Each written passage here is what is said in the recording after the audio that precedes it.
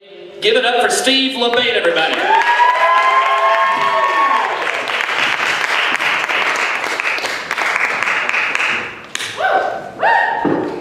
Sweet man.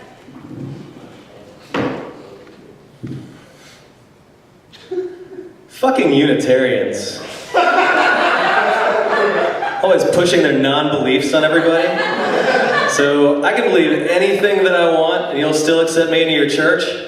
I can believe that Kobe Bryant will die and be reincarnated as Kobe Steak to save us all from original sin. And that's okay? Come on, man. It's a cop-out. Unitarian Universalism, the choose-your-own-adventure book of religion.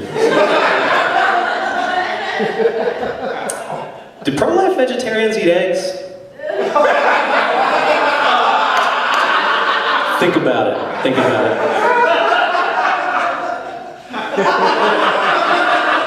Keep thinking. No, enough about that. Enough about that. I'm going to change directions, just like hard left here, okay? I want to talk about poetry.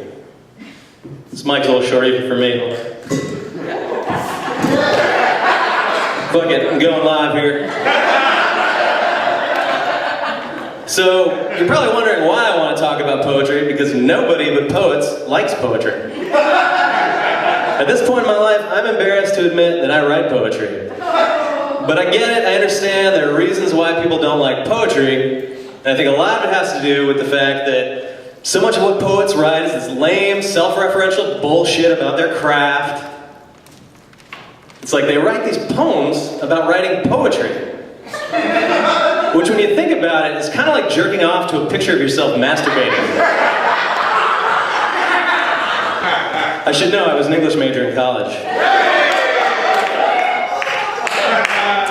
So another thing I couldn't help but notice when I was an English major is the difference between your kind of average, everyday, run-of-the-mill bathroom graffiti you'll find in a bar and the kind of graffiti on the wall in the bathroom of the English building. More graffiti jokes, here we go.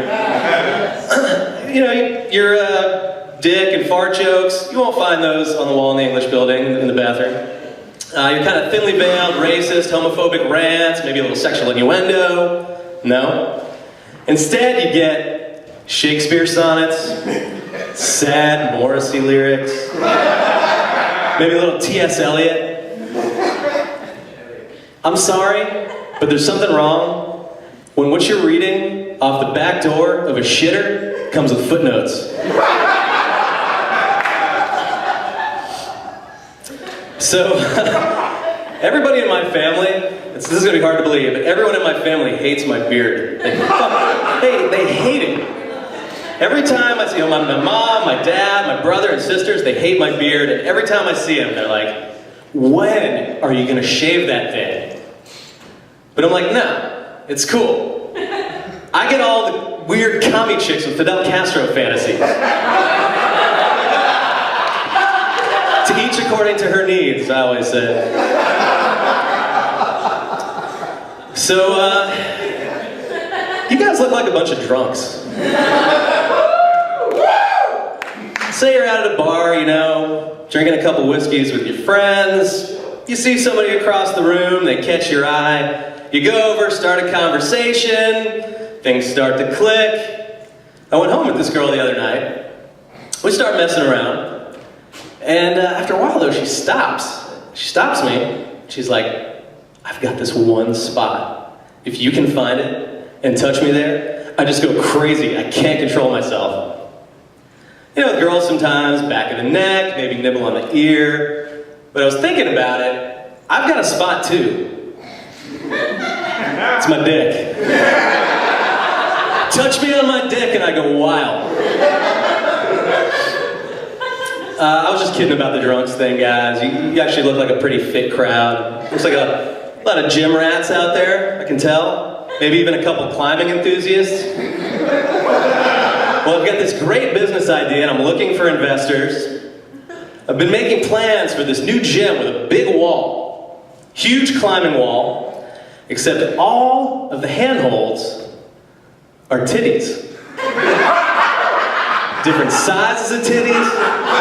Different shapes. Clip in on a nipple piercing, hoist yourself up.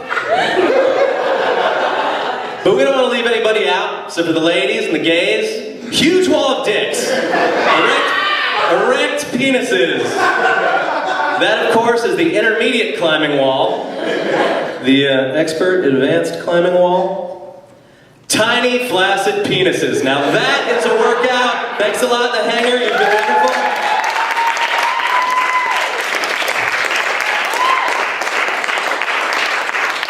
Keep it going for Steve LaBate.